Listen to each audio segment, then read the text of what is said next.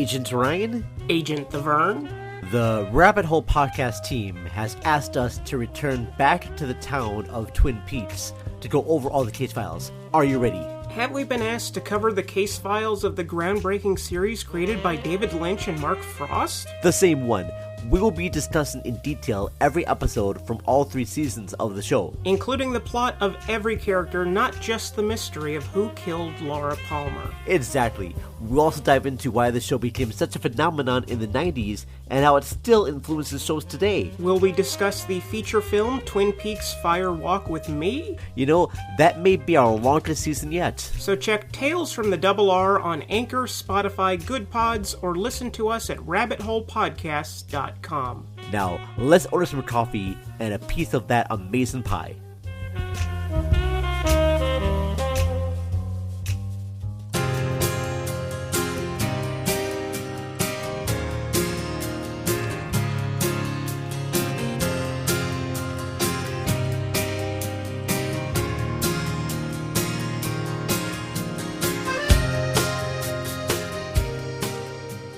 I feel like a war reporter. A war reporter? I'm coming back in and I'm telling you what's blown up now. Oh, wow. I should have a helmet on. I should be, there should be a ruined city in the background. Okay. And tracers and rockets, in the air behind me. Sure. That's what the situation is like with Warner Brothers. Oh, well, yeah, that's true. Studio, and that glow on the horizon, that's Warner Brothers. On fire. At least 100 years, right? Over a centenarian studio burning to the ground. Yeah. Thanks to the internet? Superheroes. The superheroes. Bad management. Lots of bad management. Harry Potter. No. I blame Harry Potter. The new films. Just the reliance on that sort of thing. Actually, I don't really know what it is, but I know that things are being canceled left and right. Of course, we've talked about how the Batgirl movie has been canceled. Yeah. Now it was recently announced that Constantine and Madam X, 2 shows that were being developed for HBO Max by J.J. Abrams and his Bad Robot Productions, are not going to be on HBO Max. I'll tell you that much. Okay. I mean, HBO Max isn't going to exist soon, but won't Probably be seen not on any streaming platform as far as Warner Brothers is concerned and has the ownership of. They will possibly be shopped somewhere else because, we've talked about how a studio can develop something but distribute it somewhere else, although it seems like there's not a lot of faith. Where's the money come from? I don't know. If you go, we wouldn't air that. We'll make it, though.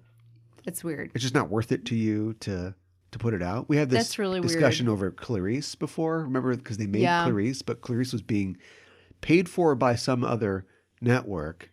I think was it Netflix? Or am I thinking of Discovery? I don't think so. It was being paid for by somebody else for the distribution rights. But Paramount was, and this is like Alex Kurtzman, who has put Paramount Plus on the map through making the Star Treks. Yeah.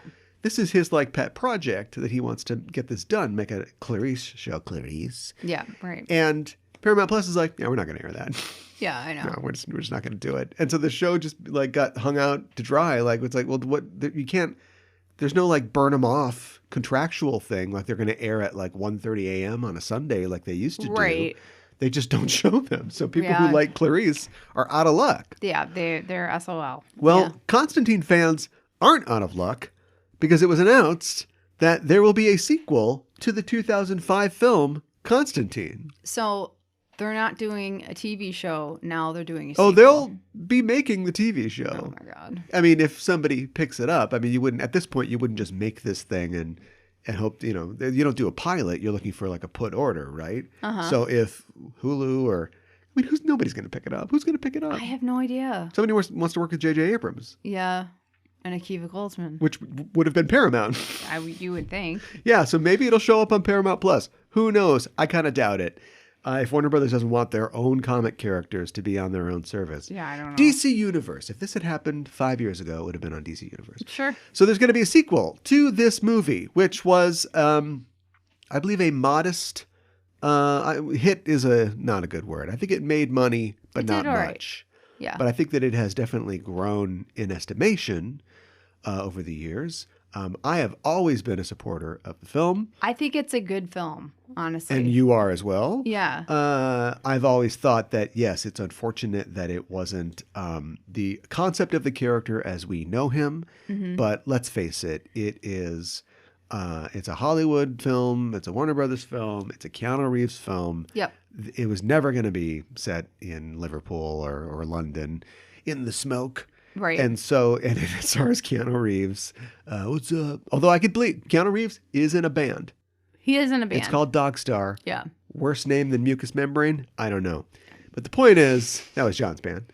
But oh my God. The point is that I thought that they did a good job parroting. Oh boy. Oh boy. Parrot, yes. Parodying, no. But porting the whole concept to Los Angeles. Yeah. The city of I think so angels. too. Yeah. And demons. Yeah, there you go. And except for Shia LaBeouf, pretty good casting. Yeah, so right. They're going to make a sequel to that. You know, that 17-year-old movie. It's an old movie. That's what they usually do, right? We're doing that more and more. That's what we do. I don't like it. Yeah. But yeah. Director of Constantine returning, Francis Lawrence. Yeah. Went on to direct A Hunger Games. I don't know which one. Okay. And of course, I Am Legend. Oh boy. All right. Well, the writer of I Am fantasy Legend, realm. Academy Award screenwriting winner, Akiva Goldsman, God. who wrote I Am Legend, will be writing the movie. Mm-hmm. It's over. That's crap. It's over. Yeah. I mean, you gotta look at your writer as the his production company, Weed Road Pictures. You okay, dude? No. Will be producing it. J.J. Abrams' name is on it. I doubt he'll be doing anything for the film. And also, Sure. Hannah Minghella. Now I have a question. How is Hannah Minghella related to the big Minghella? I don't know. I have no idea. Anthony Minghella was her father. Okay, so Anthony Minghella, director of The English Patient, Okay. probably some other films I can't think of. Mm-hmm. Was it his dream for his daughter that she would make sequels to long forgotten Probably not. DC films Probably for not. the guy that wrote I Am Legend? I can't believe Akiva Goldsman has an Oscar. I can't believe they let this guy write movies. I Yeah. mean, he was basically chased out of movies after his huge disaster, Winter's Tale, the movie that he wrote and directed, and pretty much put Will Smith on the back burner for a while and almost derailed, for the 8th time, Colin Farrell's career. Jennifer Connelly walked away from that one. No problem. Yeah, well. She's just Teflon. Always somebody. And basically that was it. That was his mummy. The same Okay. reason they won't let Alex Kurtzman make movies anymore. Yeah, right. And has found success on TV, although success? More success. Can I get real with you? Yeah. We got to get real about things. Mm-hmm. Allow me to get real by suggesting we get real. Okay. Star Trek fans, listen, within the sound of my voice, demand better. I agree. You don't have to support everything anymore. It's clearly back for good. So it's time for you to say, we want better. And it has nothing to, and make your criticisms pointed and specific. It has nothing to do with the color or sexual orientation or gender or lack thereof of any of the performers. It Right. has nothing to do with that. It has to do with the chaotic, unfocused writing, the lack, in some cases, of strong characters and focuses on their stories. It just the slapdash, here's another one, piggies, enjoy, kind of Just writing that they thrown do. together. And Yeah. the last, even though I enjoyed it, the last season of Picard is a great example of we have no idea what we're doing. And that's Yeah. fun sometimes, but other times, not. Well, also I'll have to say with Picard, like the first 3 episodes were really strong and it seemed like they knew where they were going. And then Yeah. you saw the rest of the episodes and it was like, oh, they had no idea. Or at the very least, Or it just really got away it just from them. really fell apart. And I know Yeah. they make these fast, but like the whole, it's not, you don't have to keep this going forever. This isn't like Lost and it's like, up to the point where they finally, that's a good story. I don't like Damon Lindelof for reasons that I've already Right. expounded on, but I do respect him and veteran TV producer Carlton Cuse saying, look, we just can't do this forever. We're done. So either you give us an end date or we just quit and you just end it with somebody else. Right. Because it was always ABC's intention to have Lost literally go until it dies. And, you can't, look, ABC is a corporation. Point is to make money. I guess you can't blame them. A hungry dog is going to do what a hungry dog does. But just don't be a hungry dog, Star Trek fans. Don't just eat. A dog will eat its own vomit. Don't do that. Yeah, don't do that. Demand more. Yeah. And, I think Alex Kurtzman has at the very least shown that he is, a good overriding producer, he's overseen the revival of Trek. It's been very successessive, and that is, down to him. Yeah. But we don't want this guy writing, touching a typewriter. Yeah. And we don't want him bringing his other refugee friends like Akiva Goldsman in. No. Why don't these hoodlums mess up the biz? Oh my Burr, God. burr, burr, burr, burr. Oh my goodness. Look at you. What? What? Look at us. It's the Just Enough Trope podcast. I'm your host, Caliban, joined as always by my co-host. Hi, I'm Mikan Hana. And we're here to complain about all the news that's fit to cast in the world of nerdy entertainment. Per usual. R.I.P. Constantine. He's going to have to be old, right? Yes, Do something else. absolutely. Make a Constantine movie. I can't believe I'm saying this. Reboot it. Yeah. In fact, I can't believe I'm saying this. Even go get Matt Ryan. I mean, it's a movie now. He's not really like a box office draw, but fans love Matt Ryan for some reason. Get him in there. He's also old too. I don't know what you want to do with this. Yeah, I don't know. But you're going to have to make him old, and he's like, oh, I don't have a cell phone, or what's this? Just make him young. Just who cares? I know. The guy already beat lung cancer. What do you want? Peter Stormare and what's her name? Stay by your phones. That's not her name. Excuse me. What's her name? Tilda Swinton. Thank you. Oh my God. I almost had a second there too. Well, we got to keep you got to stay near me at all times. Oh, okay. And also, we'll have somebody stay near you to make sure the liquids go down the right pipe. That sounds good. So you can help me remember names. Today, we are here to talk about an important name in the history of cinema. That name is Jean-Luc Godard. Mm-hmm. He has passed away. Yes. Unfortunately. Yes. Although, here's your chance to say, this was a good run. Had a long life. He was 91 years old. Okay, I'm not going to say that. He was 91 years old. He is known for, I don't even know. It's just hard to how do you eulogize him? Not just because he was important to what we think of as modern cinema, but because of his very interesting and kind of crazy life. And he's made, over 50 films. That's a lot. Long and short, but been behind the camera so many times and has worked with some of the best people in the business and has made some of the most important films around. And so we're going to talk today about him and his work. I'm not going to say it's a good thing that he died, but it definitely gets us out of a trap because I thought that Blonde came out for today for some reason. Yeah, we thought it was out this I think week. it's out in LA and New York this weekend, but it won't come out until 2 weeks from now. So in 2 weeks from now, I have no update. But in 2 weeks from now, we'll talk about Netflix's Blonde. But I thought to commemorate the loss of Godard, why don't we talk about one of the original Blondes, the European Marilyn Monroe, whom Brigitte Bardot, who he directed in the film La Mépris, a.k.a. Contempt. Yes. Thought of as possibly, I don't know who they're asking, one of, if not his best film, and one of the most, more ink has been spilled about Contempt than almost any other film. And so here we go. Okay. We're going to talk about it for We some are. reason. We are. Then, screw you, Pauline Kael. They got something to say about this. So, shut up. Oh, my gosh. So, we'll be talking about this director who has influenced Scorsese, Stone, Friedkin, De Palma, Lynch, Waters, Oshie, just everybody. Just go on. Every single person. And you look at like Richard Linklater says that he's inspired by Godard. Okay. Aronofsky says that he's inspired by Godard. Two different, they're both, maybe they do kind of trippy stuff sometimes, but completely different in their approaches. Runs the gamut, I think. Yeah. Of people. Yeah. Lars von Trier. Uh-huh. And Steven Soderbergh. Okay. Come on, what? Come on. Come on. This guy literally, right? Yeah. Here you go. How about John Waters? Uh-huh. Gaspar Noé. Okay. It's just Wow. like he literally, he is this indelicate? He's the Genghis Khan of It's maybe a movies. little indelicate, but I know what you mean by that. famously, Genghis Khan had a lot of sex. Fathered a lot of children. Pillaging tour, and Yeah. supposedly 10% of Europeans can trace their lineage to Genghis Khan. Yeah. I don't know how that works. I don't either.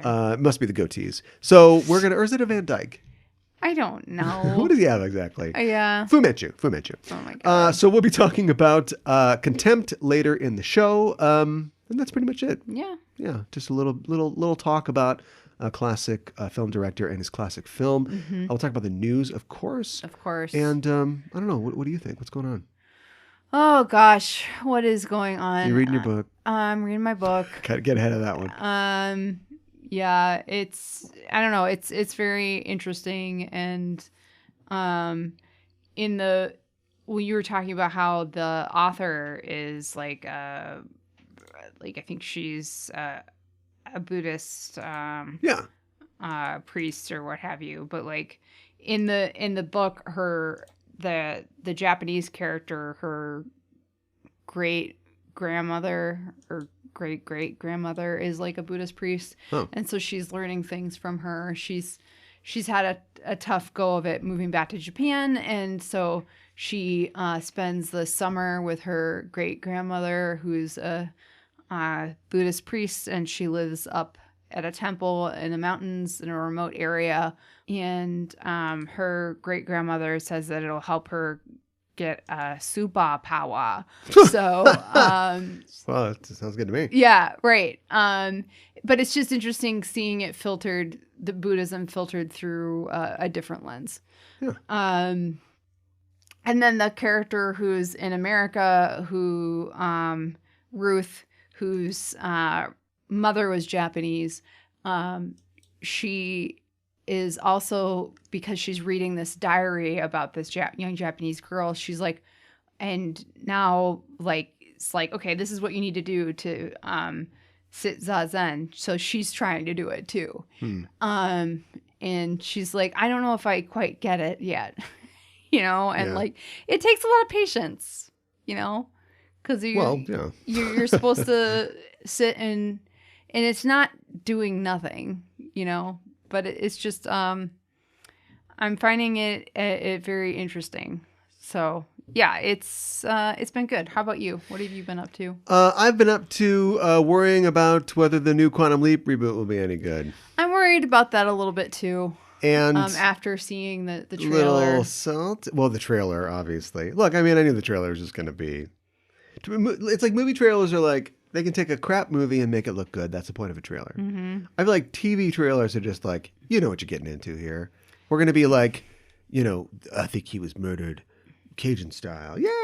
And it's just, okay, so it's a cop show. Got it, right? Like, and so this is just like, this is an action-adventure series. It involves time travel. Sci-fi, yeah. Yeah. I just want to say, I have not really... I'm going to watch it. I don't know if I'm going to subject the audience to a review of it, but maybe we'll talk about it next week. But I haven't been keeping up on it other than to like the pitch of it. Right. But there's a couple of things that I was like, well, right away, it's like, the hologram's going to be hot, and maybe she's in love with the guy, the leaper. Yeah. That's like immediately in the trailer. They're like, oh yeah, she's hot, and guess we're a couple. We're together. Oh, but he doesn't remember her. No, he's a Swiss cheese memory. So. Yeah. And it's weird timing. I can't believe that they would do this without Bakula. Although, as we've talked, speaking of taking your glasses off and doing a pithy catchphrase, Scott Bakula does not need this show. Oh, he is above this show at this point. He is TV royalty. But he's not above taking a shit on it. And the timing is very interesting because it is out this weekend. And he made a post this weekend on his Instagram of him as Dr. Sam Beckett in the boxing episode. I don't remember the title of it, but he's training to beat this guy. And Al helps him because, of course, Al helps him with everything. He used to box at the boys' home when he was younger. Oh my God! And he says that I have no new connection. I have no connection with the new show, either in front of the camera or behind it. And that's all he said? No, it goes on for a while. I was trying to spare you. Oh, okay. He says, in January, the pilot was sold and a script was sent to me because the character of Sam Beckett was in it, which makes sense, right? I think so. He says, how could you do QL without Sam? Or Al, for that matter. Well, we don't, God's taken that one away from us. Yeah. He says, well, we're going to find out. It kind of does sound like he's shitting on it. Well, it's why would he's fighting. He's boxing in this picture, right? So it's like, what is he? Well, it sounds like he's mad. Like, I don't know all of the going-ons of what happened when he was sent the script and like what him and his manager worked out and why he didn't end up doing it. But it sounds like he's pissed.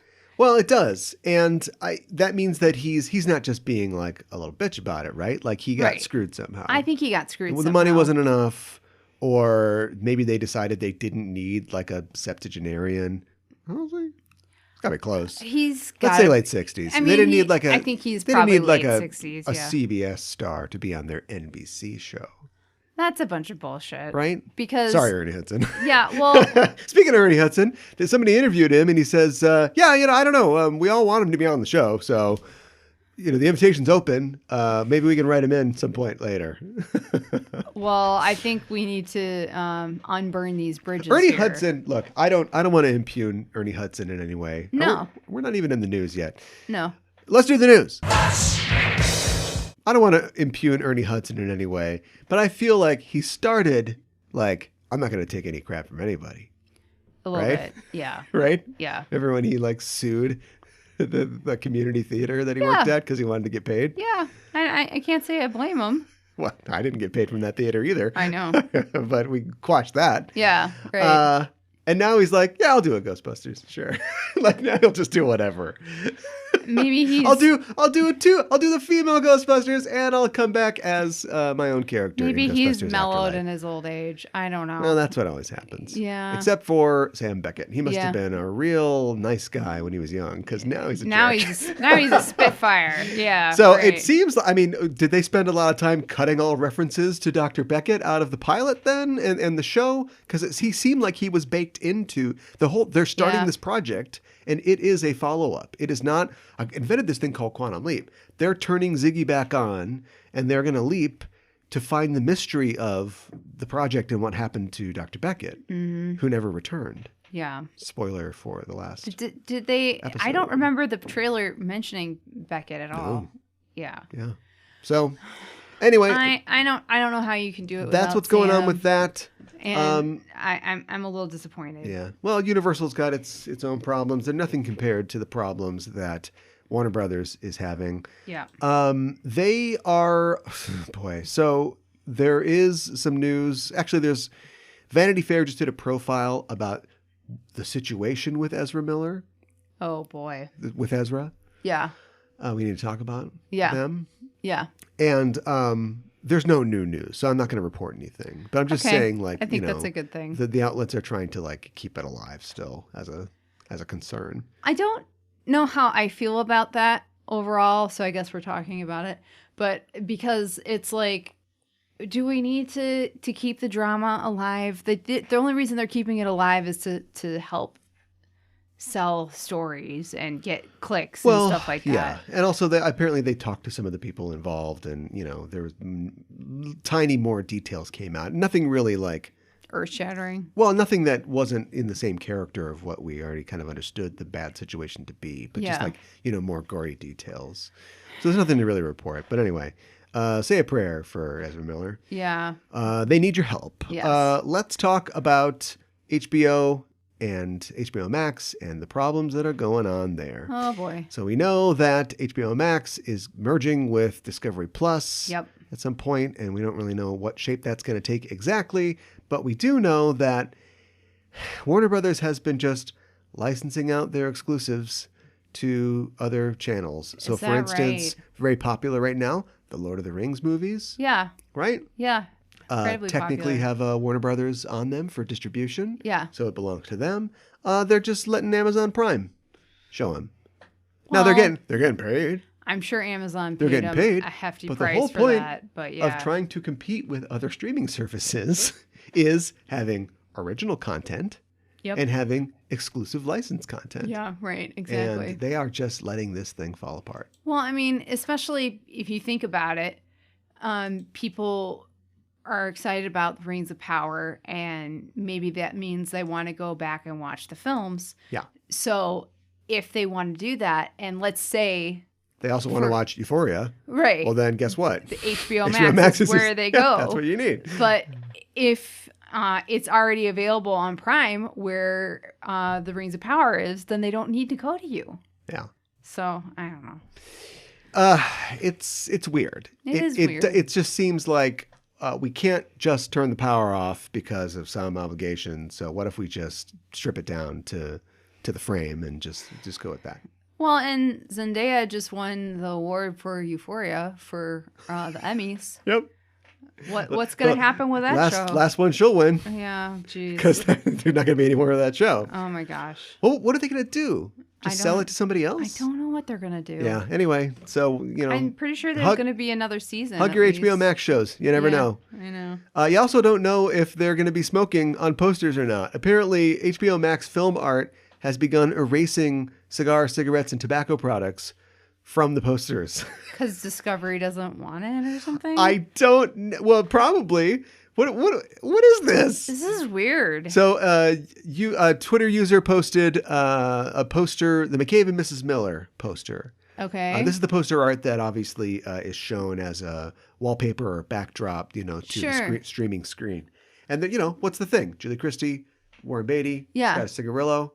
That's Yeah. gone. Now he's just like holding his fingers up. This is stupid. Yeah. Paul Sorry. Newman, Life and Times of Judge Roy Bean. Uh-huh. Got his little cigar. No, it's gone. This is dumb. Now he's just saying, so good. That's weird. It's a cannellini. It's a weird thing that they're doing. That's all I have to say. Yeah, it's lame. It's a cannellini bean. That was the joke I was making about the beans. So Oh, okay. he's making an Italian gesture. An Italian dish? He's Judge Right Bean. Oh. And so I went, come on, grab bag. And I went, cannellini. Okay. Now, how do I know that Italian beans are called cannellini? I don't know how. I don't know how I know either. Oh, okay. Apparently, this hasn't happened to everything. There are some images of smoking still That's even weirder. on other things. Yeah. But yes. Okay. It's very strange. It's very weird. All right.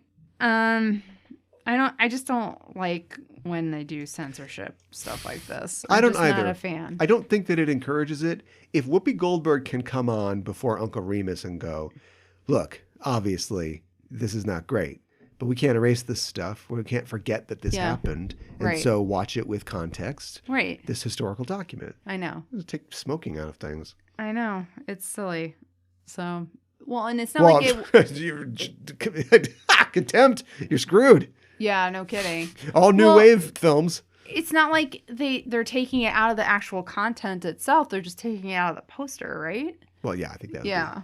be very expensive. But still, it's somebody has to take the time to do that. It's somebody's job to do that. It seems like a waste of time. Well, I wouldn't want to take anybody's job away from them, but They give them something else to do, Yeah. besides censorship. So yeah. I agree. Do you know about the People's Joker? no, I've seen I'm scared. The People's Joker is an independent film. Okay. It is it was at TIFF. I think that's where it made its debut. Okay. It has no one in it that you know, so don't worry about it. It is a parody of, the idea of the Joker. Okay, like And- Batman's Joker. Yes. And it is Okay. about a transgender woman who is also an aspiring comedian. And she goes to Gotham City What? and teams up with the Penguin. What? And she gets into an emotionally manipulative relationship with another transgender character called Mr. J. And that Mr. J is based on Jared Leto's Joker, like a similar, performance. Okay.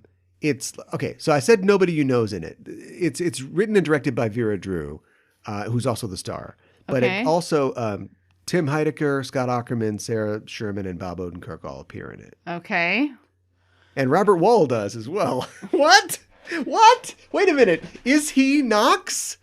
Or is he... No, he appears as himself. Well, that just confuses the issue. So anyway, it is recasting the villains of DC Comics' Batman in the comedy club scene. So it would be kind of like... So it draws on the mythology of Batman, but it also is kind of like the recent Joker in that like he's a comic and he wants to be a comedian. And, right? So that's... Yeah. I don't hate it. I just don't know what to make of it. It's a lot to digest. Well, I feel like there's a lot of hats. Well, you know what? I'm not going to tell LGBTQ artists what to do. No. But DC's happy to. Oh, they don't like it. No. According to Drew, she got an angry letter pressuring her to not screen the film. Does it not count? It was from a parody? Media conglomerate. It is absolutely parody. I was going to say. Oh, Bob Odenkirk's in it as well. Yeah, you said that. Did yeah, you did. Oh, I said that last. Okay. Yeah. He plays Bob the Goon. So 1989 characters are in this. Oh, and Sarah Sherman is Sarah Squirm. We saw her live. Okay. Remember? I don't remember. She did all the gross videos. Oh, okay. Yeah. She plays Lauren Michaels. So it's like, I guess you want to get fired. That's cool. Getting fired from SNL is cool. Oh my gosh. Just ask. Wow. Did Jenny Slate get fired? I don't know. I think they just didn't pick her contract up I don't again. know. It's kind of like getting fired. Yeah. She's playing Lauren Michaels. There won't be an SNL in a couple of years. I wouldn't worry about it. Wow. If we're lucky and fortunate. So anyway, she was threatened basically to not screen this movie at TIFF. Then it premiered at TIFF on the 13th, a couple days ago. Yeah. The next day, all subsequent screenings of the film were canceled. And the website said that the filmmaker had withdrawn the film due to rights issues. Oh. She must have gotten they must have gotten a cease and desist letter or something like that. Well, apparently stronger worded. Apparently, it's not. She said like a media conglomerate. So I think we're trying to keep this pre-legal under the table. Let's work it out on our own. So she didn't name them, and I don't think it was technically a cease and desist. Okay. But now that it's canceled, so obviously, I think at this point that's come down. Well, but people have seen it. So this thing's... Well, the one night. Yeah. Is this thing going to get out, do you think? I don't know. I mean, I'm kind of... The whole point of going to a film festival is to get distribution, right? Yeah. So if nobody can see it, that becomes tough. She is looking for a buyer or for distribution so she can get access to a legal department and money that can shore up the parody fair use side of it. Okay. That's a lot. That's a big ask. It is a big ask. I mean, it's possible, though. People saw it. So I am kind of curious to see it. I don't know.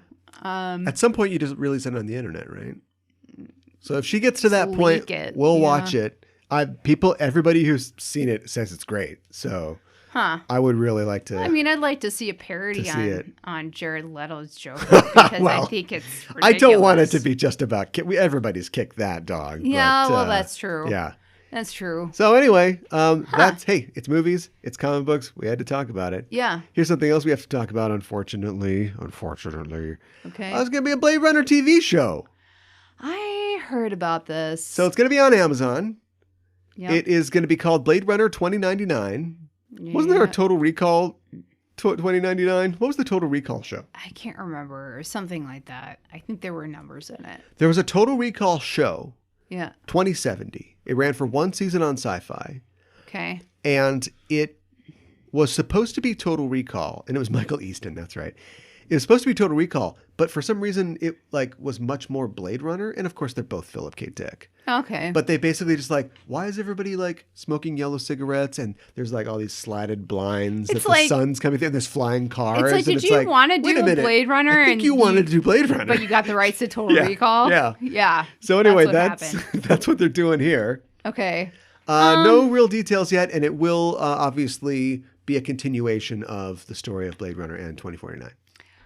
Honestly, I'm not very excited about this because I did not like Blade Runner 2049. I thought it was... I don't know if redundant or redactive is are the right words, but They're different words. okay. Well, I'm redundant, I guess is what I meant. But like, I don't know if that's the right word. Reductive, I think that's what I meant too. But like, I don't know if it's just that it seems like, why are we doing this again? And it seems like it's like the same story, or if it's just like, why are we telling the story if it's not very good? It could be both, but like, I don't like the original Blade Runner, like the guy who directed it, like, redid it like several times because he wasn't happy with it, which, like, okay, that's one thing on its own, and that's fine, but like, I think he got it, you know? And like, so like, why do we have to keep, it's an interesting premise. He made the mistake of making it good. Yeah. So we'll never be free of it. I think you're right. And isn't that true of everything? Everything that I like, I don't know if this is true, but I would like everything I like to be fought over, to be challenging. Yeah. It's weird that, like, we're going to talk about Contempt. I think it is very challenging, but it is just universally beloved. Nobody can say anything bad about it. I'll think of something bad to say about it. Okay. But it's just like, it is intended to mess with you and leave you unsatisfied. Yeah. So, oh God, so good. Right. So that should not, like, and Godard, he reacted to that. Like, he fled the movement that he helped create because of that. Because suddenly, I mean, obviously he wanted to be successful, but now everybody's like, oh, what now, master? Look what he did here. Look what he did. He's like, oh, this isn't what I was looking for. Come on. Yeah, right. I'm trying to, be the iconoclast, and I want people to listen to me. And like, we're listening now. And it's like, oh, well, I don't like this. But I got what I wanted and now I don't want it, sort of thing. Like, be careful what you wish for, because sometimes and that's not Ridley not Scott. Exactly what you want. Ridley Scott keeps making bad movies and he'll never stop. That's right. He's putting us all on the ground. That's right. He'll be there in 2099 going, I remember when we made that. So anyway, he won't be involved. I mean, he'll be producing, but I just like, what's left to milk out of Blade Runner? What's more to say? Yeah. That's all I can think. There's nothing left to say. Yeah. So I'm not excited about this. Is it a cool world and a cool premise? Yeah. Cool world is something different. Oh, I see what you mean. Yeah. Yeah. Where's Gabriel Byrne? What's he up to? I don't know. But it's just not, I don't think that they're, like you were saying, there's nothing else left to say. So right, why are we revisiting Let's it? not say anything else. It's Howdy Disney time. Let's do it. Oh, boy. We're going to talk about Star Wars. Guess what's going on? What? They have removed Rogue Squadron from the release calendar. Oh. It's out. It's out as in we pulled it? Yes. Or it's out as in it's out? Well, what does it's not that on mean? the schedule. It was Okay. scheduled for December 22nd of next year. Okay, I'm confused. Did this already come out at all? Or So- I can't keep up with No, everything. this was announced a while ago Okay. when Disney was in high dudgeon over the success of Force Awakens. And it's been pulled. Okay. Patty Jenkins was assigned to it, or was chosen for the project. It was taken off the production schedule last year, I think in the low dudgeon, if that's a thing, of the reception to Rise of Skywalker. But it was still for release. Now, at this point, it's academic. I mean, it's comes out in a year. Can we do a Rogue Squadron in a year? Well, yes. We whip our CGI artists like they're in a slave galley, but they're not going to do it now. It's not. There's no really. It's off the schedule. They're just not going to do it. So, are they all under contract? Yeah, possibly. But it doesn't seem like there's a lot of thirst for the Rogue Squadron. I think that some people were like looking forward to it. I know one person who was. Yeah, I do too. I think we're thinking of the same person. But so I think that there will be some definite disappointed Star Wars fans out there. But there's so much, and like the Andor show is coming out soon, I think. Yeah. Which I gotta be honest, I'm kind of lukewarm about the Star Wars shows, because like I love The Mandalorian, but it's like lightning in a bottle almost. Like I feel like they can't, it's hard for them to hit that. And like the Boba Fett show was just like did not hold my interest. The Obi-Wan show is boring. How is it boring?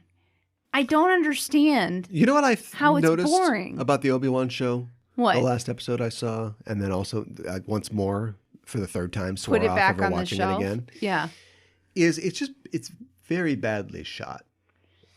And you've got a situation where Darth Vader, who at this point is anybody scared of Darth Vader? He's just not. Just for the fact that he's been around for 50 years. Like, can he be scary anymore?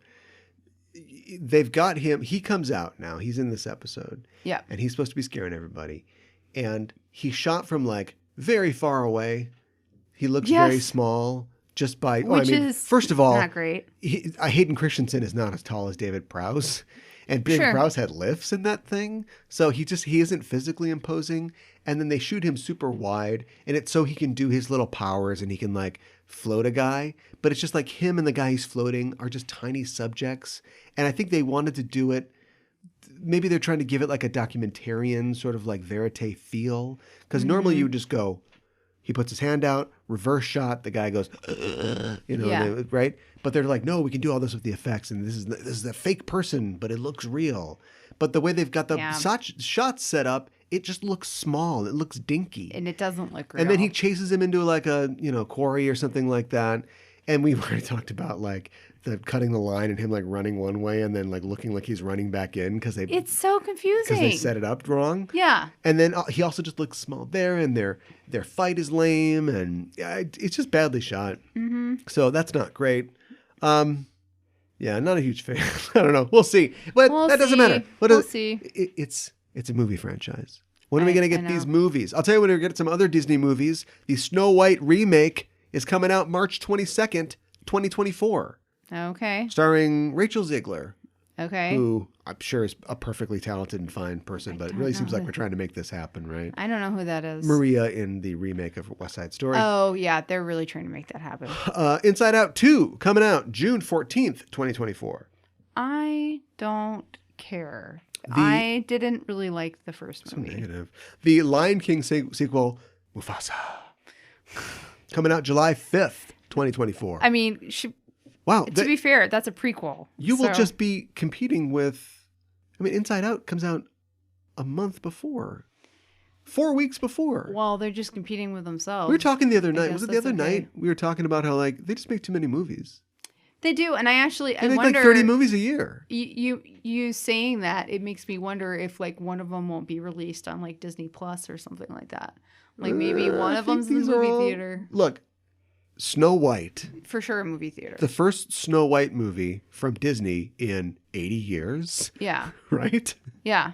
Not like in The Huntsman. Yeah. Like this is Snow White. Mm-hmm. Open up the vault. We got to sell some Blu-rays. Inside Out 2. Yeah. Sequel to Smash Inside Out. Yeah. And the Lion King sequel. Yeah. Sequel to a $1 billion movie. None of these are going to streaming. Okay. Not first. I think that the right-wing people are probably going to get pissed about Snow White. I don't care. Let's talk about Next Goal Wins, an international sports comedy from Taika Waititi.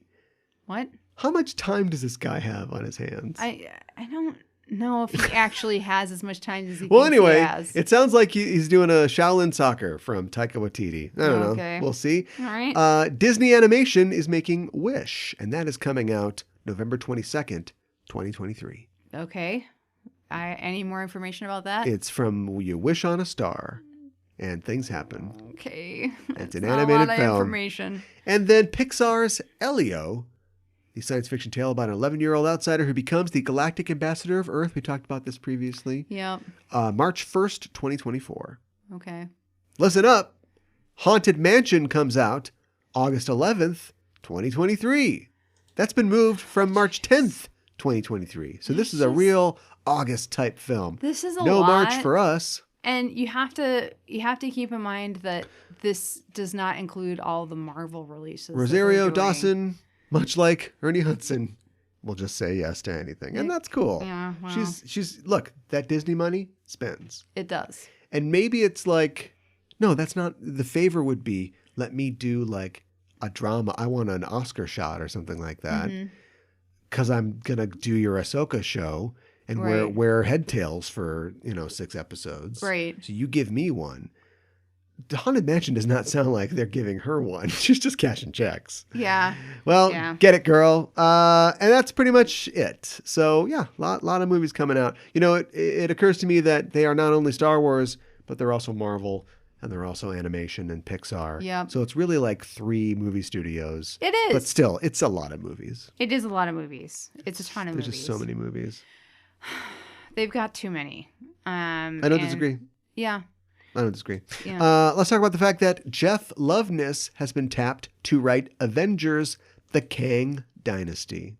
That is the next Avengers film, which will appear at the end of phase, I don't know, whatever. Whatever we're on now. I don't know who that is. He is a Rick and Morty writer, so already bad, real bad. Look, man. Not a great track record. Sorry. It's, I know that it's like, is it controversial? I don't even know if it's controversial. Anyway, the point is that as a show, it's kind of up and down, right? I would agree. Yeah. But Rick and Morty writers that peel off of Rick and Morty and go write other stuff doesn't really work out real good. Well, and especially like you're going from an animated show to like live action movie. That's a big jump, I feel like. Previously, he wrote Miracle Workers. Okay. Which we watched. We did? Daniel Radcliffe. Oh, yeah. Which that was funny. Yeah, it's fine. Well, I mean, we know that Avengers have to be funny. We know that. Yeah, well, yeah. He is working on Quantum Mania. Okay. So I think that they're, is he supposed to be the new Marcus McFeely? I don't know. He's the guy who's kind of going to track this character of Kang through these 2 movies. I don't know. Huh. I know that you don't have to write for the actor that plays Kang. He's just going to say his own stuff anyway. Oh my gosh. Before that, here are his credits. The Onion News Network, the Emmy Awards, Jimmy Kimmel Live, another Emmy Awards, the Oscars. This guy writes jokes. Wow. He writes jokes. I was going to say. He writes jokes. It's a lot of award who knows? shows. Maybe he's got a superhero epic in him, but if you thought Marvel movies are too funny, it's not going to stop. Guess what? Yeah. Anthony Mackie gets to deliver his jokes. Look, I love the guy, but it's not like a real joke delivery guy. That's okay. Just let him say cut the check a couple of times and I'm surprised they haven't worked that into his character. They should have. That's Falcon's catchphrase. Yeah, I know. But I mean, he can't really deliver a joke. I mean, are you looking forward to this They gave movie? him some jokes in Falcon and the Winter Soldier. Yeah. But it's just like, is this something that people do with their cell phones now? It's like, I feel like if like Robert Downey Jr. said that, funny. Oh, okay. You say it, not funny. All right. I don't know. Just keep punching people. Are you excited about this film besides the fact that this guy's writing I have reverted to, so I feel like I spent most of the last 12 years of Marvel's films just having no expectations because I had way too much invested in it. I think that's probably a good With place the to success of the film series and wanting to see it continue to succeed, I am now more invested. I am doubly invested. I'm more than I ever was. So I must be doubly detached from it. And so I have no expectations whatsoever. I've been watching She-Hulk. Yeah. I know that it's possible to, not deliver on this stuff. Yeah. So, it's the movies, but this guy, hey, he knows how to write a joke for the Oscars. So I think we're in good hands. Yeah, right. Let's talk about one sad thing before we move on to talking about another sad thing, the death of a famous director. Here's the death of a famous actor. Henry Silva has passed away at the age of 95. Okay. Who is this? Yes. I'll tell you. Remember the Manchurian Candidate? Yes. Remember the guy who is not Chinese? Who played the Chinese guy? Yes, I do. He was also in, did you watch Ocean's 11 with me when I watched that? I don't think I did. He's in Ocean's 11. Okay, the original Ocean's 11. Yeah. You should say the original Manchurian Candidate as well. So. Oh, yeah, I guess we have to. Just to clarify. I guess we have to say that, don't we? Yeah. He was also in, I forgot who he played in Dick Tracy. Oh, okay. I think he was the main, was he Pruneface? I think he was Pruneface. There's so many great actors in Dick Tracy. Yeah. Okay. And so anyway, he's a, really longtime sad. character actor, kind of a tough guy actor. And also he's, like Italian, right? He's just yeah, like right. big, Not Chinese. Yeah. Brooklyn born. No, Yeah. but for some reason, he can pass for Chinese, I guess. It was in sometimes. black and white, Yeah. and I don't know what they were thinking, but yeah. Speaking of being in Italy, which we will in a little bit, he also made a bunch of Italian films too. Okay. Was kind of a badass Chuck Bronson type in making some Italian action movies. That's cool. Yeah. Well, that's too bad. Almost as actually, he's older than Godard. So there you go. We're losing these. A whole era of Hollywood is passing away. Actually, he's probably one of the last ones to pass away. But Actor Studio, Yeah. 1955. Okay. Sure. Sure. And was on Broadway. Opposite Ben Gazzara, Shelley Winters. And Okay. So yeah, it's not many of him or like him left. Yeah. And he was in Sharky's Machine. What the heck is that? It's a Burt Reynolds movie. Okay. So anyway, RIP to Henry Silva. Hopefully they get you into the right section of heaven. Yes. Right. Exactly. Oh my gosh. They're like, are you? Wow. You're in the right place? Wow. Wow. Okay. All right.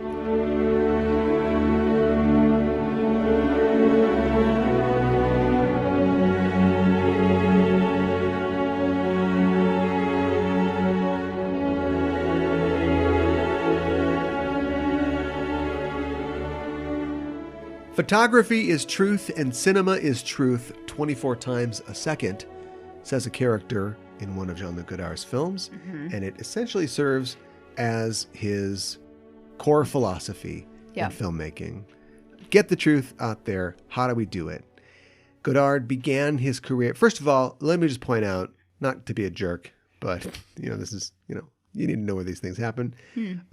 Very rich family, very, very fortunate. Sure. And so, he studied for school. I think he was going to be, like some kind of doctor or something, but didn't make the tests and then didn't know what he was going to do with himself. And he ended up moving to Paris or big city and started hanging out with people like Truffaut and some other people. These guys formed a group called the Young Turks. They were going to change filmmaking because they didn't like it. Films, especially like American films coming to Europe, and then like the European ripoffs of those films, was all musicals and crap, and Sure. they were reacting against what they saw as the over commercialization. Sure, I can see that. And so he got his start as a film critic. He wrote Interesting. film reviews and film criticism. Okay. And he and Truffaut and their friends all the time talked about like, oh, look, we could make it like this. We could make a movie like this. If we made a movie, it'd be like this. Okay. And sometimes they tried to get the money together and it wouldn't work out. Until finally they just said, all right, well, let's, if we're going to do this, let's just do this. Okay. And made a movie, I believe, Breathless in 1960. Okay. And it's essentially like, well, that's the movie that's kind of thought of the start of the new wave. He might have made a smaller short film before that. Okay. And A Bout de Souffle, Breathless, is the movie that, sort of like blew people's minds.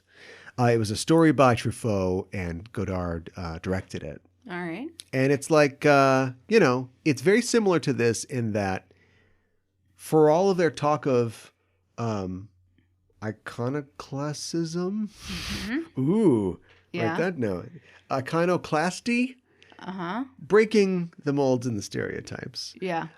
They certainly used a lot of the molds and the stereotypes. Sure. Apparently, when he was living in like a small room, in such and such arrondissement, the only thing he had on his wall was a poster of Humphrey Bogart.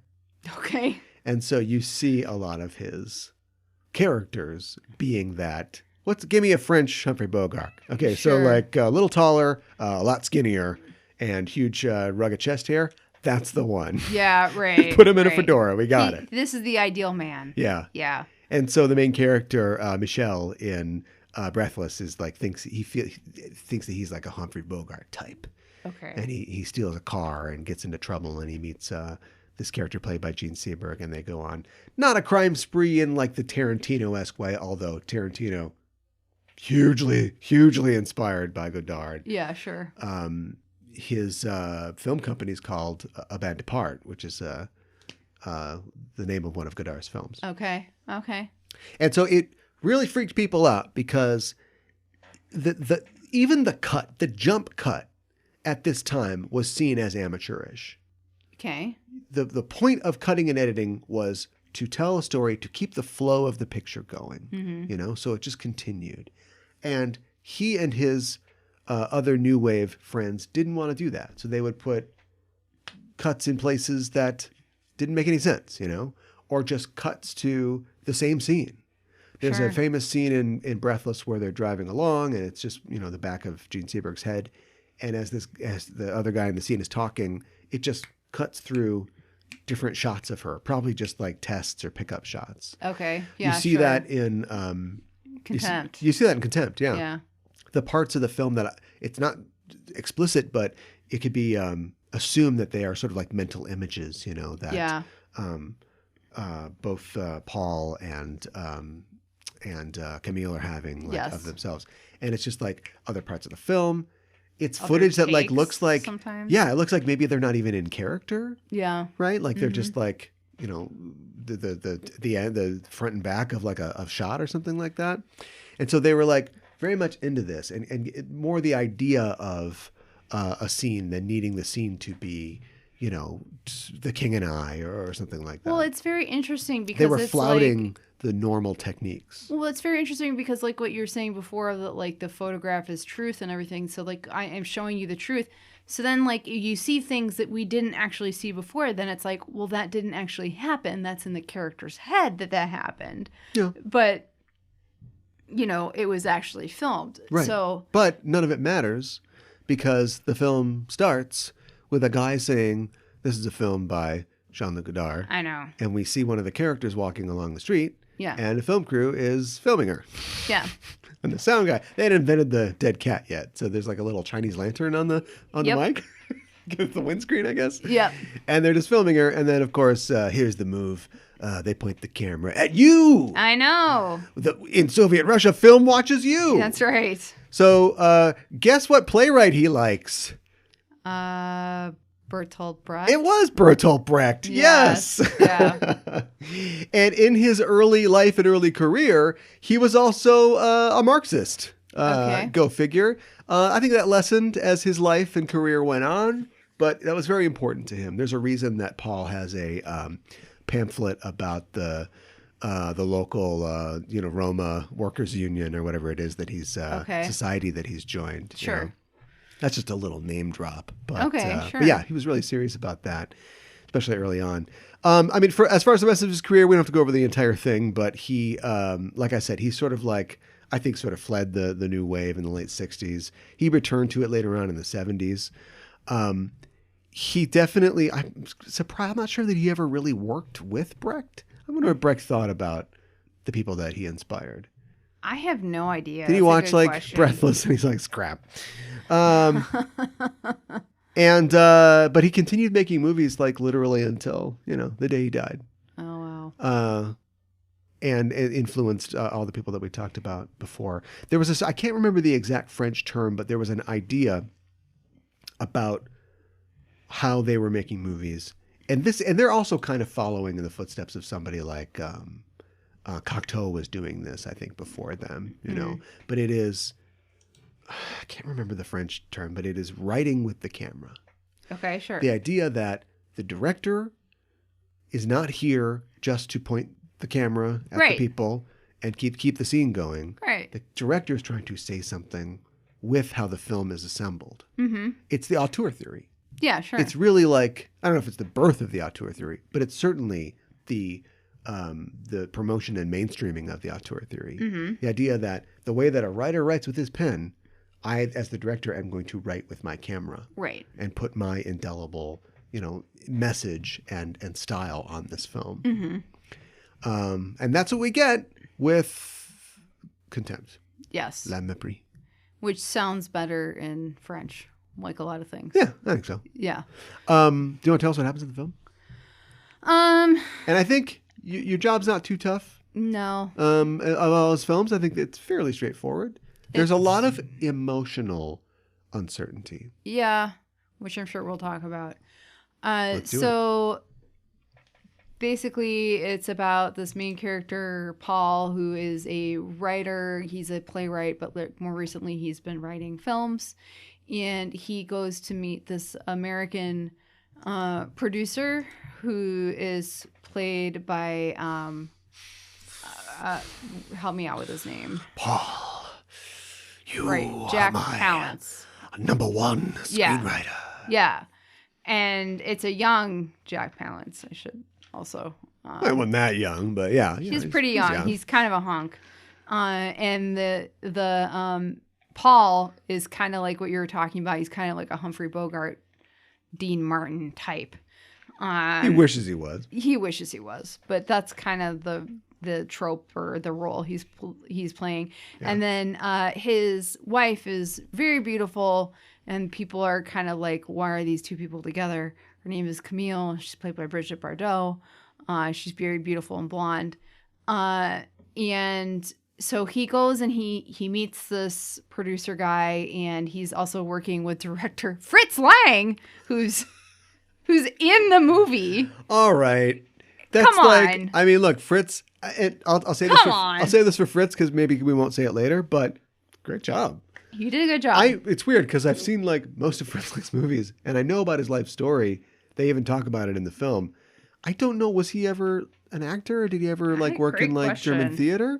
Because he's really good. I mean, he plays himself really well. I mean, that would almost, if he was ever an actor, that would like make sense, like why his films are so emotional in some ways. Like maybe he has a real connection to the actors. Like I love M. Yeah, that's also maybe German expressionism, but yeah, okay. But like he's in it, and it's kind of like, all right.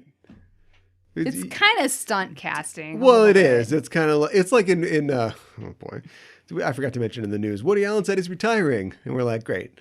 But before we knew he was a creep, and nobody. It's kind of like in Annie Hall when he's he hears the guy talk about how Marshall McLuhan said this and this, and Woody Allen's like, no, Marshall, could you come here for a sec? And then Marshall McLuhan comes out and says, that's not what I said. I actually said this. Oh my God! It's sort of like, yes, director God, come in. What? Yes. Oh, you're in my movie. Oh, in my movie. Yeah. Fritz Lang's in my movie. Yeah, but it's like a whole part. Yeah. And so it's a movie where you need gods. Yeah, Jack Palance. What's the movie they're making? Odysseus. The Odyssey. The Odyssey. Yeah, sorry. The Odyssey with the main character Odysseus. So he wants him to rewrite the Odyssey, like parts of it. Right. Like he wants They're adapting it. Yeah, and like he wants them to add more parts, and there's a lot of talk specifically about his relationship with his wife Penelope. And Paul is kind of like working it out while he's having issues with his actual wife.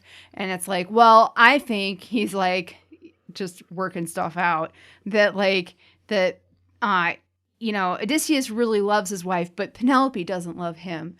So he tells her to be nice to the suitors, and like, so she's like a little too nice. And so the only way that he can respond to that is to kill them. This is like at the beginning of the third act. I know. But like, so basically as the film goes on, one of the main things that happens is Jack Palance is like, do you guys want to come over for some wine? And he's kind of hitting on Paul's wife, Camille, and he's got this sports car, and there's only really room for one person. Sure. And so Paul's like, go on ahead, honey. I'll catch up. I'll take a cab. And she really is hesitant. She really doesn't want to go. But she gets in because her husband encourages her. And then he takes the cab, and it turns out he doesn't get there till like half an hour later. And she's like, where were you? And everything. And they have this huge fight later after they get home. Right. And she's like, I don't love you anymore. Yeah. Well, whoa. We just sped through yeah. the whole thing. Right. He shows up late, and the script girl, she's read more of that. She's like the interpreter. It's his assistant. It's Jack Palance's assistant. Shows up after he does on a bike. Yeah, so we don't know what happened between... We don't know what happened between... the two of them, Camille and Jack Palance. Camille and Jack Palance, and we don't know what happened between Francesca. Oh, and, you think something happened with them too? Okay. Camille does. Yeah, I know. Because then we see him... He grabs kind her of ass. hitting on her. Yeah. Like he tells her a not funny joke, lost in translation. And and then he kind of pats her on the butt. Yeah. Just as Camille comes in. And so Which is really that weird. doesn't seem good. No, it doesn't seem good. And like we had seen this really kind of like sweet scene between the two of them as it starts. I mean, it's like Camille's naked body, and she's like, "Do you like my feet? Do you like going up, her body and stuff like that?" And he's like, "Yeah, of course." This movie is brought to you by Brigitte Bardot's butt. So Yeah, and introducing Brigitte Bardot's ass. yes, yeah, I think I'd read somewhere that like he didn't necessarily like would want her. No, he didn't like not want her for the film, but he had his eye on somebody else. And I think he originally wanted like Kim Novak and Frank Sinatra to play the leads. So again, it's like, okay, that's very different. boy, you really want to like do it your way, but also just use like you're a Marxist. You know that the master's tools are never going to disassemble his own house. Yeah, right. But anyway, so he ended up like landing on her, and he knew that she was this huge thing, and he didn't want it to like overshadow what he was trying to do. Because she was in like, she's Bombshell. She's in like sex comedies and stuff. Sure. So like right away, the first scene, he's like, there's her ass. Yeah, right. And in fact, the dialogue's going to be like, oh, isn't her ass great? Aren't her legs great? Aren't her boobs great? Yeah, right. And it's like, all right, good luck. You're not going to see it for the rest of the film. Yeah, You're right. done. I mean, so I think that their argument and the just being in the confinement of their flat together is the main thrust of the film. But it's this huge thing of like, what's wrong? What's going on? What's wrong? And we still don't really know what really happened. And like, she's, like, I love you. I don't love you. And then she kind of lands on like, I don't love you. And She has contempt. yeah, it's weird. And she bought this like wig, this black wig. So it's like she's trying on being somebody else or something like that. Yeah. But she really seemed to love him before this car trip and this, whatever happened. Yeah. So it's really weird to see. I mean, I think that's Well, I mean, more or like you less didn't. it. And Yeah. then like there's the filming. You didn't of really the talk about film. the plot at all, but honestly, that's the way to recap it. The plot doesn't really matter. It's about this, about the uncertainty of this marriage. Yeah, and like not being able to know somebody fully, and also the capriciousness of affection and love and how you see yourself in a relationship, and if that can turn very quickly. Yeah. And as soon as so I was just thinking like post-pandemic, I get it.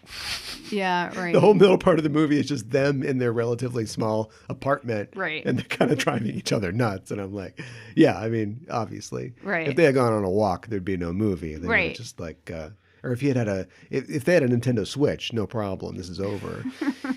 But we keep cutting from the action to these shots that we established early on when they're looking at this test footage that they've taken for this film that Lang has shot of these kind of Greek statues. Yep. But they're not. They're like concrete, cheap imitation cast. Yeah. Which I think is obviously how you're going to shoot with a Greek statue, but I think it's important that they are knockoffs, right? Yeah, right. And so, there's Minerva or Athena, and there's Neptune being obviously the divine sort of players in the Odyssey, Minerva being the patron, of Odysseus, and Neptune being, his adversary. Yep. And so we kind of keep going back to this. The idea that like maybe there are larger forces, sort Right. of watching this impassionately or dispassionately. The idea as well that, the forces of like wisdom and destruction are sort of operating, within these mortals' lives. It's and they go to, the last part of the movie is all in Capri. Mm-hmm. So it has a very Greek tragedy vibe to it. Yeah. I guess, sure, let's not ruin it. Yeah. There is an anticlimax Yep. that avoids mostly the Greek tragedy vibe. And then I really won't spoil what happens, but maybe that's not exactly true. So if you are totally confused, Yeah. you're ready to watch Le Mépris. Yeah, right. Yeah. But I mean, it's fascinating because it so obviously inspired so many filmmakers and storytellers to the point where I hadn't seen it in a long time.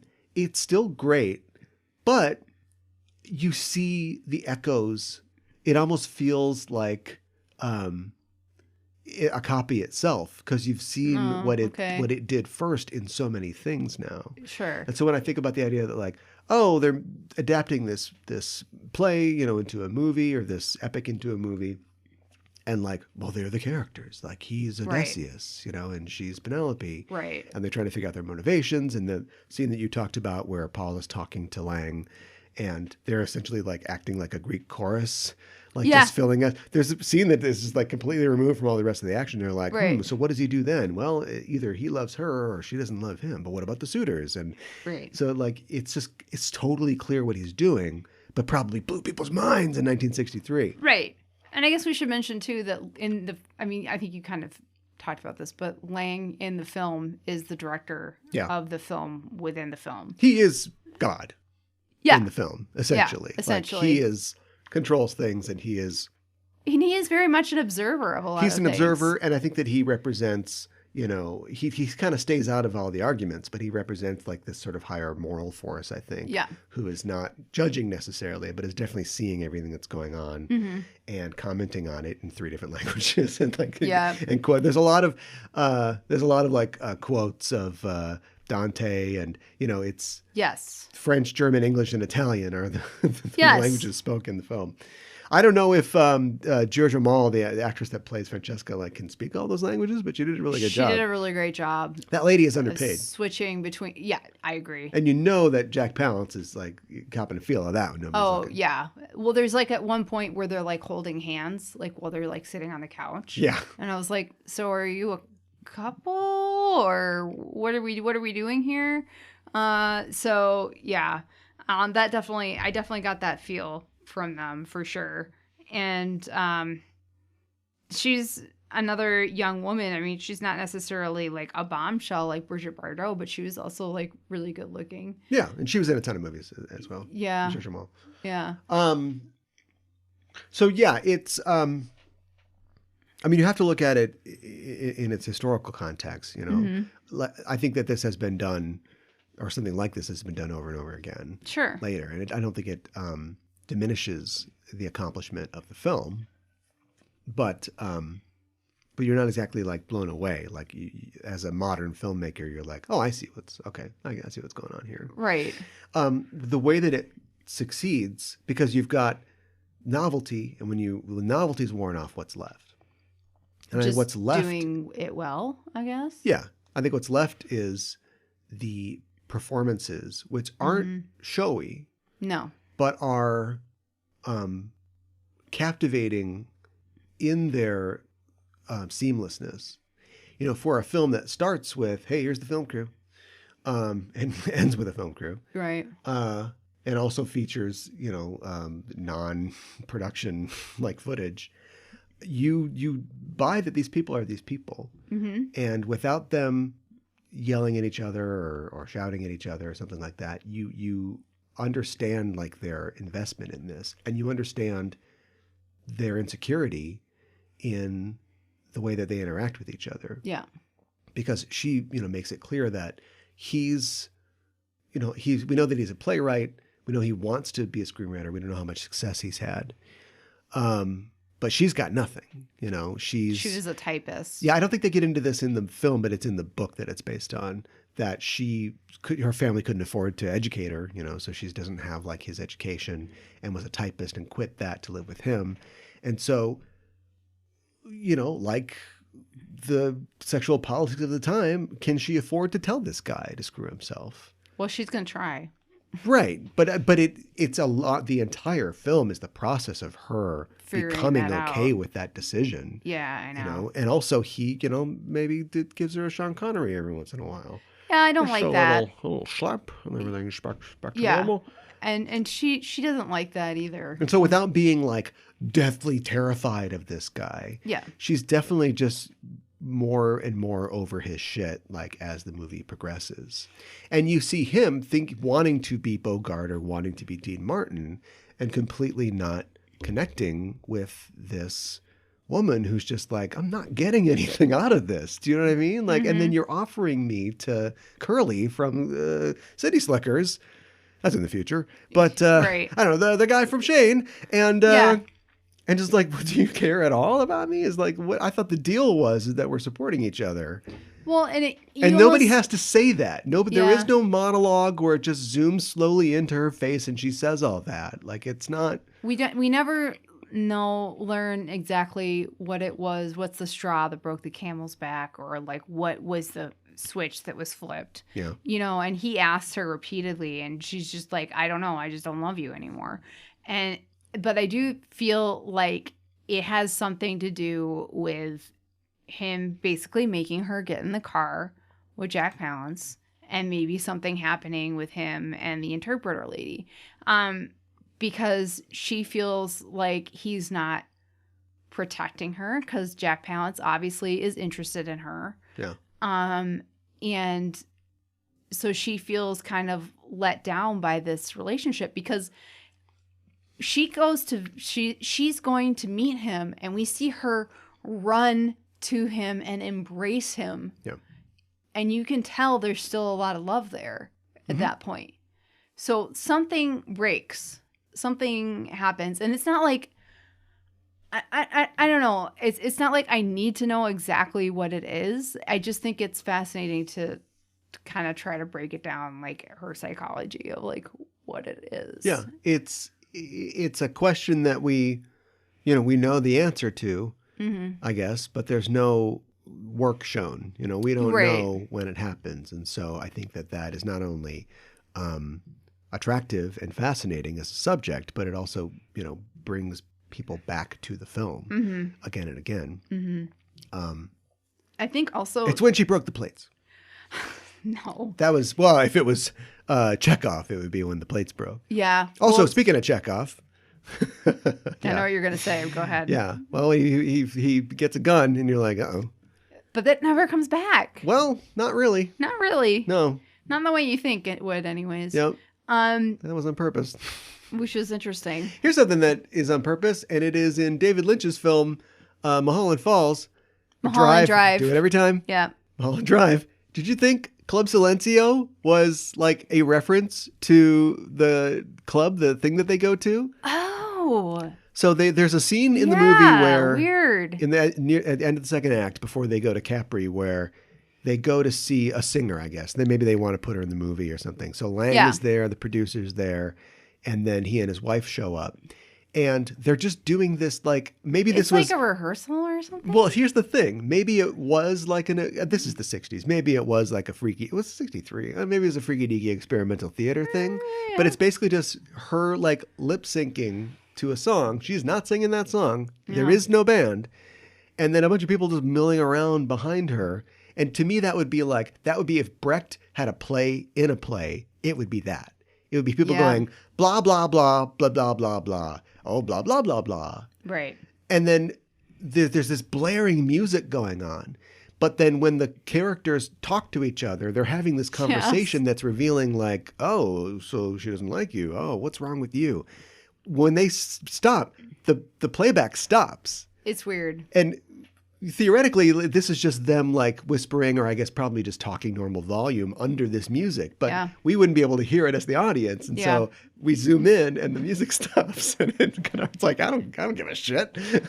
So another thought I had, this has nothing to do with anything really, but like the singer, her outfit was like very Velma. Like it didn't have like the knee-high socks, but the color of the sweater and the skirt were exactly the same. Jinkies. Yeah, that's what I kept thinking. I mean, but her hair is different, so I don't know if Scooby-Doo was like, oh, Contempt. Yeah, I like that outfit. Probably not, but it's a thought I had. Like, zoinks! Yeah, right. Sucker blue, Scoob! I don't think this is his first color film. Okay. Maybe it is. There's a lot of color in it, though. Yeah, but like color is a big part of it. Eyes and stuff like that. There's like color in the statue's eyes, and I have no idea if this is a thing, but I think he's doing a thing. The couch every couch in this movie is one color. Mm-hmm. That's kind of a 60s thing, I guess. But like the couch in their apartment is like this orange, like this bright orange. Mm-hmm. And also like when they're fighting over who's going to take a bath. Yeah. French people, right? She comes out like in the coverlet and it's the exact same color as the couch. And she lays down on the couch. I know. And I'm not exactly sure what that's supposed to mean. I don't know. But the two gods who are fighting in this, right, in the Odyssey, are, by proxy, are Minerva and Neptune. And Minerva's eyes, the statue, are painted like orange. Mm-hmm. They have this orangish hue. Mm-hmm. And then later when they go to Capri, where he is basically in the belly of the beast, in that beautiful villa, or I suppose it would be a villa, there's a couch, Yep. and it's blue. Yep. It's blue like the ocean, which surrounds on all sides the villa. And Neptune's, makes sense, Neptune's eyes are blue. Mm-hmm. And so I just like, what's going on? What's up? Yeah, right. What's up? Right. I'm going to need you to get it all the way off my back about the colors. Let me get off that thing. Well, I think like something else about like he did a really good job about making their apartment feel both somewhat spacious and claustrophobic at the same time, because they're like working on it. Yeah. And there was like the one thing that I especially thought was interesting, like the door to his office area, it like is supposed to have glass in the middle of it, but he just like walks through it. And so he just like steps over it. So like it's like there's like obstacles and things like within their home. Yeah. And like just like the way that it was shot was interesting. It wasn't like boring the way it was shot. And you see a lot of paint cans and stuff like that. And so there's a lot of talk about like, I'm taking this job so we can pay off this villa. That's a big thing hanging over his head. And like now his wife is talking about maybe leaving him, and it's like she's like, I don't care about this villa, I don't care about you, I want to get away from you. And it's like, oh my gosh. And then like later she like comes in and she tells him, oh, I love you. It's very confusing. She goes back and forth on things a lot, and I don't know if it's like you were kind of joking when you're like, women, if it's misogynistic, right, or if it's just like supposed to be the changing moods of this character. You know what I mean? Or also, well, I don't know what he intended. Right. But I think that the modern or maybe correct read is that, like I said before, like she has more than just her affection for this guy to think about. Mm-hmm. You know, she lucks out in a way at the end, in that she's able to sort of glom on to the producer. Yeah. So now she has another, a benefactor, another patron. Mm-hmm. And I don't know. I don't think that they've like done it. Do you know what I mean? Yeah. Maybe that would be the natural payment for, the ride, or both well, they've kissed. Literal and metaphorical. We know that. But so. it seems like there's a distance between them still. And he's kind of like, so what's going to happen later? And she's like, well, we'll see. Yeah. And like, you don't say we'll see if you're going to do it. Do you know what I mean? Yeah. I think that she sees him as, an escape. Yeah, I think you're right. Yeah. She's not like super excited about him necessarily. Yeah, right. Yeah, right. And it was just kind of like the way that women had to live back then, Yeah. So. And I think it's a reason that it's so smart the way that the film is started, and we don't know. Oh, also I should say the scene at the beginning where they're talking about all their 10,000 parts. Yeah. Is rendered in 3 shades. It is. It's rendered in sort of like a sort of natural or sort of washed out dark, and then it sort of flips to orange, and it flips to blue. Mm-hmm. So yeah. What's it mean? I don't know. And is it orange or is it red? Because if it's orange, red, whatever. If it's red, it could be like the French flag. Right, yeah. Now, at this point, we're at like Venezuela, I think. Or I'm not sure. Right. But I guess we should mention that they're a French couple living in Italy. Yeah. So I don't think we talked about that. Yeah. So. And so that scene is important because we don't know exactly when it happens in the timeline, how early it is, but it establishes firmly that they love each other. Yeah. That we start from there. Right. And we're going to end up somewhere else. Yes. Which I just think is interesting, that she's just kind of like done with him.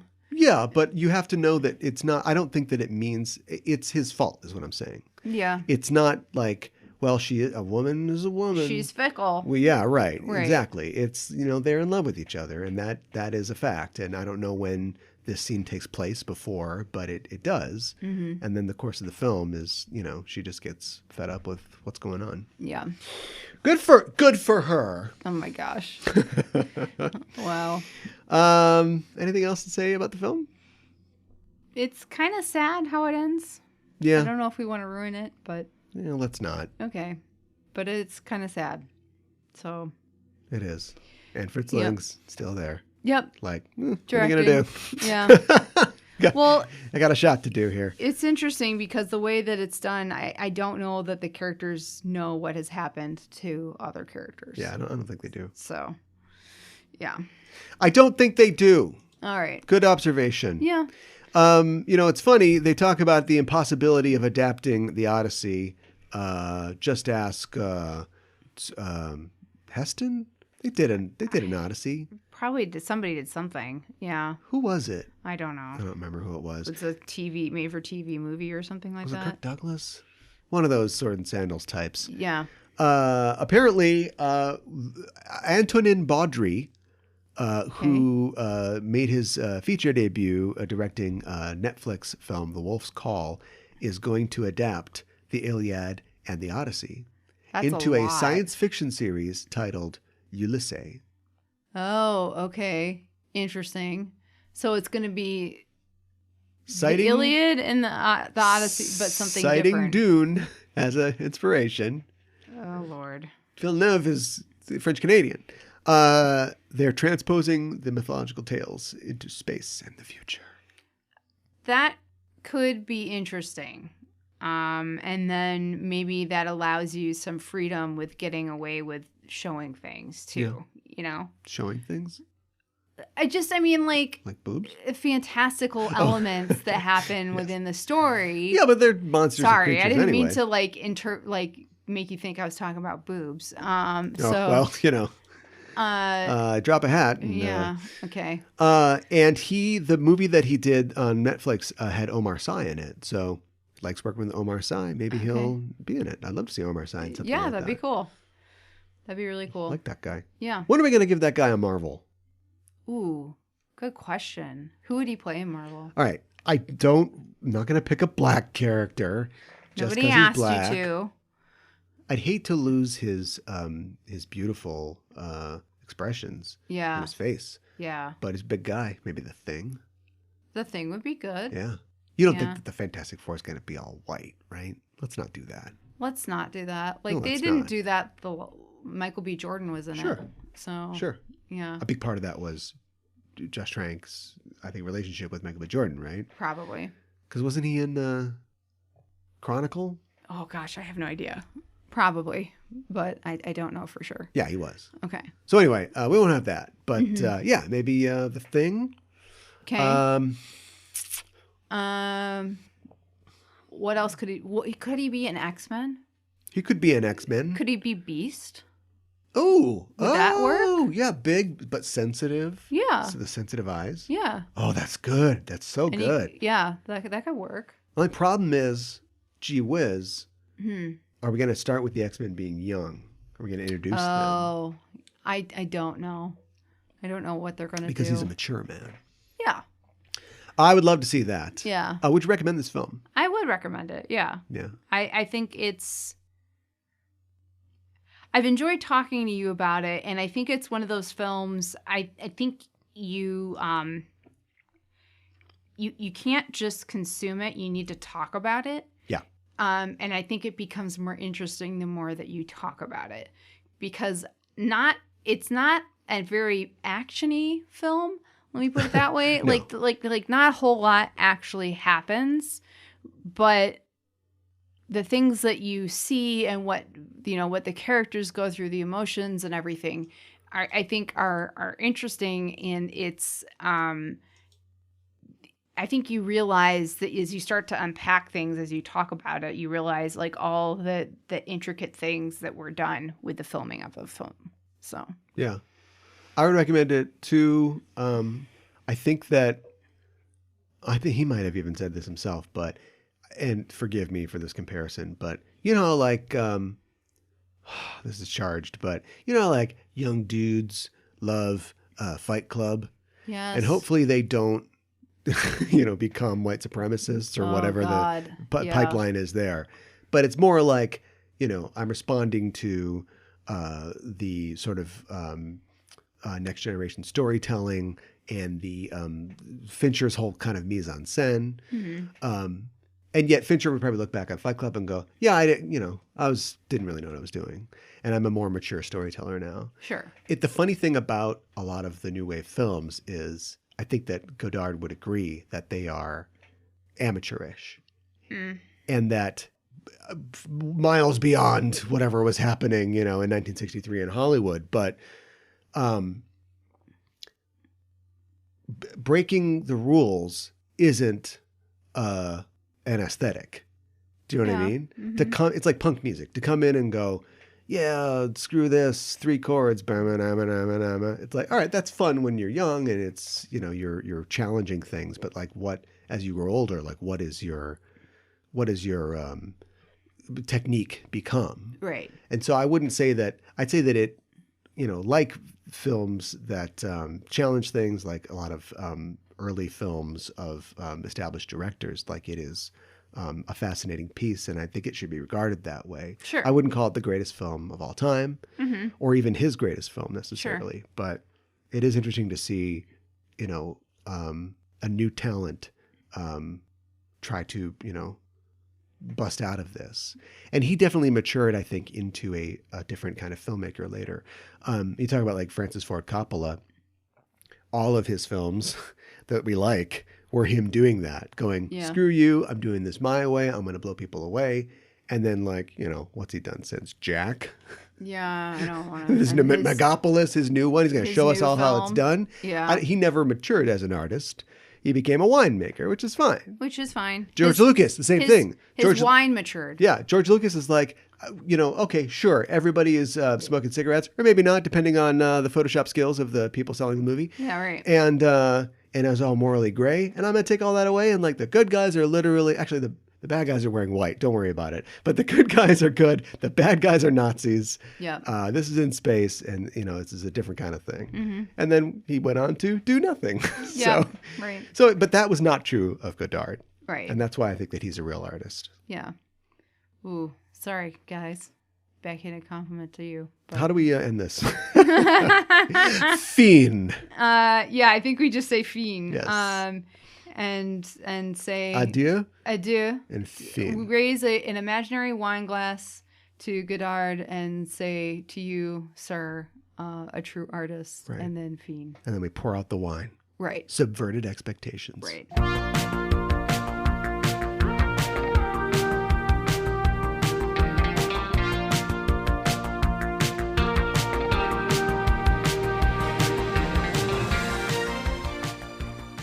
Well, that's the story of Contempt, but of course we had the opposite of Contempt for the film. We really liked it. If you've seen the film and you want to talk about it, you can talk about it with us on social media, finding us on Facebook, Twitter, and Instagram at Just Enough Trope. Also, join our Discord if you haven't. We're at, there's a link in the show notes, and you can join us on that Just Enough Trope Discord where we talk about films. We talk about Star Wars, I guess. There's not really a lot of Star Wars talk going on. Talk about Star Wars. We need to get that coming back. Rings of Power. Yeah, the Rings of Power, of course. TV shows, movies, and comics. So join us there. Subscribe to the show, if you would, on your listening platform of choice, because it'll come right to you every week on Monday. Every week for the last 5-6 years now. It's been a long time. It's been a long time. Yeah. So we're not going anywhere. No. So yeah, get the show when it comes out. Also, if you like the show, give us a rating and a review on your listening platform of choice. It really does help the show, and we see it and we appreciate it. Give us 5 books of Roman people getting it on. A subtle little note there. What? Hey, do you like my book? Yeah, with the Roman just Roman people screwing. It's just dirty frescoes. What are you trying to tell me, Jack Palance? I want to screw your wife. Yeah. Oh, sorry. Yeah, a right. subtext. That's the actor saying that, not the character. Yeah, right. Yeah. So give us 5 stars, and we'd appreciate that.